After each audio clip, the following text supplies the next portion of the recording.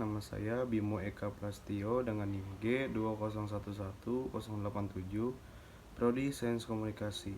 Di sini saya akan sedikit membahas tentang psikologi evolusioner.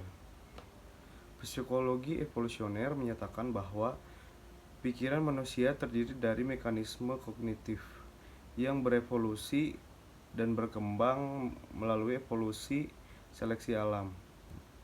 Artikel ini berpendapat bahwa mengadopsi psikologi evolusioner sebagai kerangka kerja untuk penelitian komunikasi strategis yang dapat meningkatkan pemahaman tentang mengapa komunikasi strategis ada dalam masyarakat manusia dan cara kerjanya. Pemahaman psikologi evolusioner tentang suatu pikiran sebagai seperangkat mesin pengolah informasi yang dirancang oleh seleksi alam untuk memecahkan masalah adaptif atau mutasi yang dihadapi oleh nenek moyang kita, di mana itu memiliki konsekuensi yang luas untuk studi komunikasi strategis. Nah, psikologi evolusioner dapat digunakan sebagai konsep heuristik atau ilmu pengetahuan atau seni dalam suatu penemuan yang melengkapi suatu pengertian yang berfokus pada susunan psikologis komunikasi strategis manusia. Tetapi argumen inti di balik integrasi konseptual yaitu pikiran manusia mendahului masyarakat manusia modern, di mana pikiran manusia tidak datang dalam bentuk batu tulis kosong yang pada akhirnya dihubungkan oleh masyarakat. Dengan demikian, integrasi konseptual penelitian komunikasi strategis berarti penelitian dasar dalam kerangka yang konsisten dengan pengetahuan di bidang ilmiah lainnya. Artikel ini berusaha untuk menyatukan pemikiran tentang integrasi pengetahuan psikologi evolusioner dan komunikasi strategis, di mana itu untuk menerapkan proses ilmu atau pengetahuan yang berevolusi ke bidang komunikasi strategis. Argumen utama yang dikemukakan artikel ini yaitu bahwa gagasan tentang modularitas pikiran yang memiliki konsekuensi mendalam untuk penelitian dalam komunikasi strategis. Nah, untuk mengenali kegunaan psikologi evolusioner tersendiri, yaitu untuk penelitian komunikasi strategis, perlu dipahami psikologi evolusioner yaitu suatu disiplin ilmu dengan konsep, asumsi dasar, dan istilah intinya yang unik. Nah, konsep pertama dan paling mendasar ialah teori evolusi, di mana itu melalui seleksi alam yang dirumuskan oleh Charles Darwin dalam Asal Spesies Darwin 1859.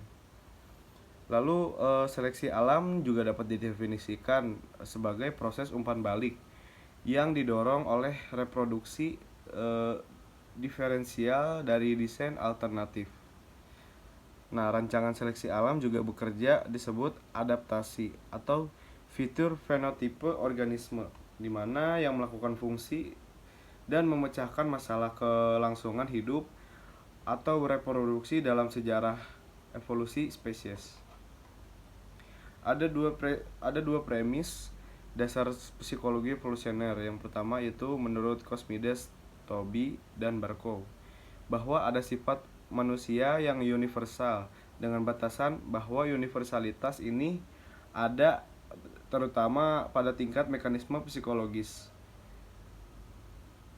Lalu yang kedua ada mekanisme psikologis yang berevolusi. Nah, ini juga disebut adaptasi yang dibangun oleh seleksi alam sepanjang waktu evolusioner. Mekanisme kognitif juga berevolusi yang didefinisikan sebagai mekanisme pemrosesan informasi yang dibentuk oleh seleksi alam atau filogeni untuk memecahkan masalah berulang yang dihadapi oleh nenek moyang kita. Nah, terkait dengan reproduksi dan kelangsungan hidup. Ada beberapa modul dalam pikiran manusia yang memiliki tujuan tunggal untuk berurusan dengan interpersonal komunikasi. Nah, salah satunya modul mental. Modul mental atau disebut domain spesifik, yaitu dirancang oleh evolusi untuk memecahkan masalah tertentu yang mereka dapat, entah itu online atau offline, pada waktu yang berbeda, di mana itu mempunyai pengaruh yang lebih atau kurang tergantung pada situasi. Dalam komunikasi juga harus menyadari pentingnya peran kepentingan pribadi dan konflik, di mana dengan jelas itu menggabungkan pemikiran evolusioner yang melekat di dalam teori permainan.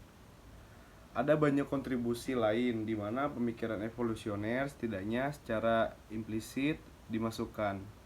Bisa dibilang salah satu karya pertama adalah karya Cutlip yang berjudul Center and Brooms, di mana itu memiliki hubungan masyarakat yang sangat efektif.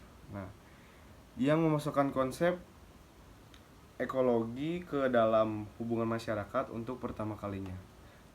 Lalu ada peran humas, di mana peran humas tersendiri itu untuk memantau kondisi lingkungan dan mengembangkan perubahan program organisasi dan lingkungan yang itu memfasilitasi keadaan adaptasi antara organisasi dan lingkungan sosialnya. Dari sudut pandang evolusioner, perbedaan antara pemahaman yang disengaja tentang komunikasi strategis seperti yang diwakili oleh Hallan et al. Dan strategi komunikasi sebagai fenomena yang muncul. Hanya dua sisi dari mata uang yang sama. Salah satu cara untuk mengekspresikannya yaitu melalui proses adaptasi organisasi. Nah, oleh karena itu, hanya logis untuk mengeksplorasi lebih jauh bagaimana psikologi evolusioner dan pemikiran adaptif dapat membantu membangun program penelitian perlengkap dalam komunikasi strategis. Teori psikologi evolusioner memiliki konsekuensi yang langsung untuk peneliti komunikasi strategis. Ada beberapa di antaranya seperti teori altruisme timbal balik. Lalu ada teori sinyal mahal, ada teori seleksi kerabat. Nah, di mana intinya melakukan penelitian dalam komunikasi strategis dengan pola pikir evolusioner, kita semua harus berasumsi bahwa ada beberapa modul di otak manusia yang bersangkutan dalam arti luas dengan komunikasi dalam lingkungan sosial. Psikologi evolusioner juga dapat digunakan sebagai kerangka kerja untuk memandu penelitian atau memicu sebuah penelitian. Dan psikologi evolusioner sendiri juga mengandung berbagai macam teori middle range yang berbeda dan terkadang membuat prediksi yang berbeda mengenai fenomena yang sama. Banyak fenomena komunikasi modern dapat dianggap sebagai mekanisme psikologis yang tidak cocok untuk berkembang di EA.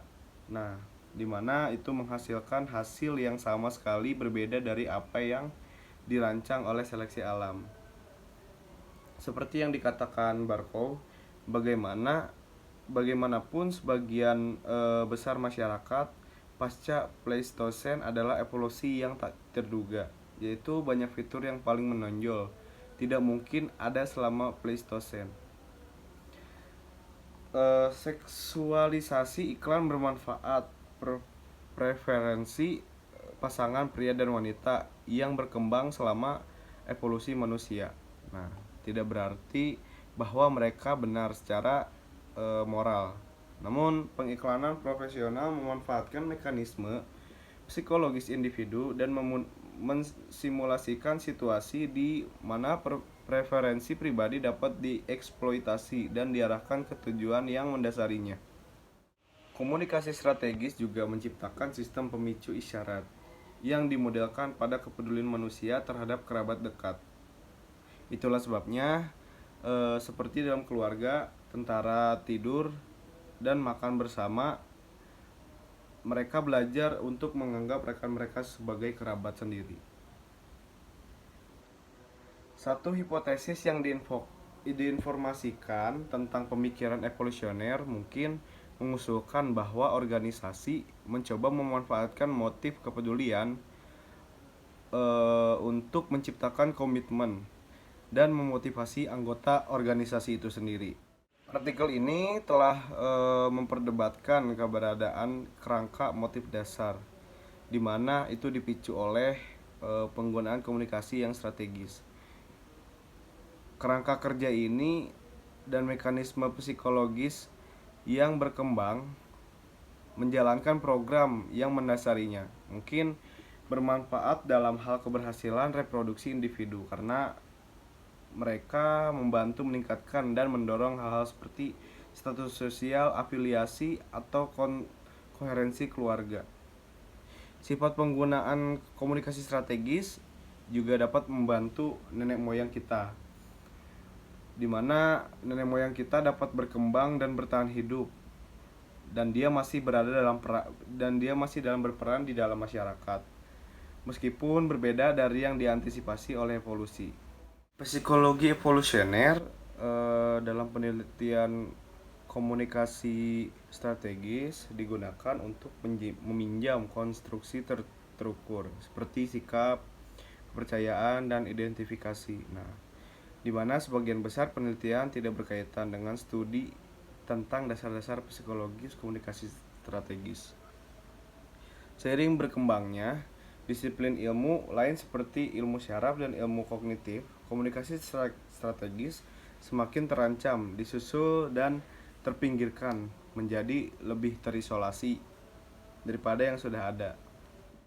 Menerapkan pemikiran psikologis evolusioner untuk penelitian komunikasi strategis berguna dalam arti melengkapi dan memperkaya penelitian yang ada. Nah, motif fundamental juga menunjukkan bahwa ada modul dalam pikiran manusia yang selaras dengan isyarat komunikasi yang berbeda.